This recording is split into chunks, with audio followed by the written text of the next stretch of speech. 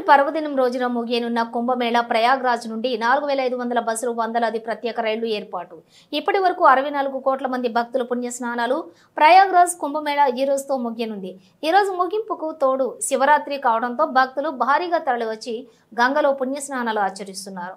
ఉత్తరప్రదేశ్ సహా పొరుగు రాష్ట్రాల్లో రైల్వే స్టేషన్లు భక్తులతో కిక్కిరిసిపోయాయి.